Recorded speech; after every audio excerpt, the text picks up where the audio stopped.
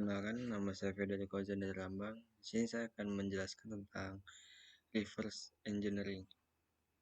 Nah, reverse engineering itu apa sih? Nah, reverse engineering adalah sebuah proses pembongkaran atau analisis suatu produk untuk memahami bagaimana produk tersebut bekerja, bagaimana komponen itu disusun, dan bagaimana cara kerjanya. Nah, tujuan dari reverse engineering itu sebenarnya untuk memperoleh sebuah pengetahuan yang diperlukan untuk mereplikasi atau meningkatkan suatu produk tersebut tanpa memiliki akses ke desain atau dokumentasi aslinya. Nah, di sini ada workflow reverse engineering. Yang pertama tuh di sini ada barang original, 3D scan, data process, engineer, prototype, dan reproduction. Nah, sini lebih. Nah, di sini penjelasannya di situ yang pertama itu ada pengumpulan informasi. Yang pertama itu kayak langkah-langkah pertama itu dalam reverse engineering itu kayak mengumpulkan informasi sebanyak-banyaknya mungkin tentang produk yang akan dianalisisnya seperti observasi fisik dan dokumentasi teknis. Nah, yang kedua itu ada dekonstruksi. Nah, di tahap ini tuh produk dibongkar untuk memahami tuh isi setiap di dalam komponen itu apa saja dan hubungan antar komponen tersebut. Nah, seperti dekonstruksi ini tuh seperti pembongkaran fisik, pengambilan sampel, fotografi, dan sketsa. Nah, yang ketiga ada analisis komponen.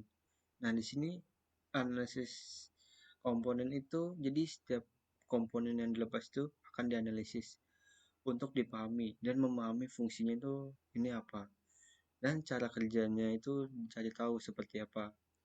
Nah, seperti di analisis ini seperti ada analisis fungsional, pemetaan struktur, dan karakteristik di suatu material tersebut. Nah, yang ketiga itu ada tahap dokumentasi. Nah, di semua temuan dari semua analisis sebelumnya itu dan rekonstruksi itu didokumentasikan secara rinci.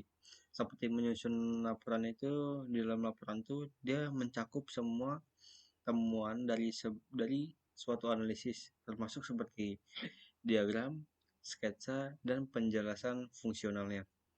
Nah, selanjutnya ada replikasi atau modifikasi. Nah, setelah dibikin sini, direplikasi dan dimodifikasi. Nah, setelah memahami desain dan fungsi di suatu produk, langkah berikutnya adalah mereplikasi atau memodifikasi tersebut.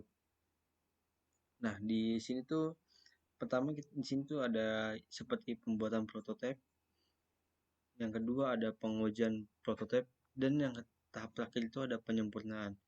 Jadi ini replikasi dan modifikasi itu urutannya seperti pertama pembuatan prototipe, setelah itu prototipe itu diuji apakah benar atau salahnya. Nah, ketika ada yang salah, masuk ke tahap penyempurnaan agar lebih sempurna lagi. Nah, yang tahap terakhir itu ada di validasi dan verifikasi. Nah, di sini tuh validasi itu kayak memastikan bahwa produk yang direplikasi ini atau yang dimodifikasi sudah sesuai dengan spesifikasi dan tujuan awal dari di reverse engineering ini. Nah, yang terakhir ada di verifikasi. Nah, verifikasi ini kayak melakukan pengujian di tahap lanjut untuk memastikan bahwa semua aspek produk bekerja dengan benar dan tidak ada masalah di suatu produk yang terlewatkan. Nah, di reverse engineering itu ada beberapa aplikasi seperti di dalam industri manufaktur itu reverse engineering digunakan untuk replikasi sebuah produk. Nah, penggunaan reverse engineering ini untuk mereplikasi sebuah produk yang tidak lagi diproduksi oleh suatu perusahaan atau apapun. Nah, di sini replikasi untuk menghasilkan suku cadang yang tidak tersedia di pasar. Nah, yang itu di dalam industri manufaktur itu juga di pembuatan prototipenya itu.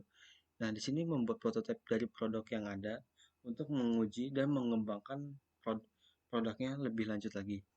Nah, Tidak hanya di industri manufaktur, di industri otomotif juga digunakan untuk desain dan pengembangan. Nah, di sini penggunaan reverse engineering ini untuk menganalisa sebuah komponen seperti mesin, transmisi, dan sistem suspensi untuk pengembangan model terbaru.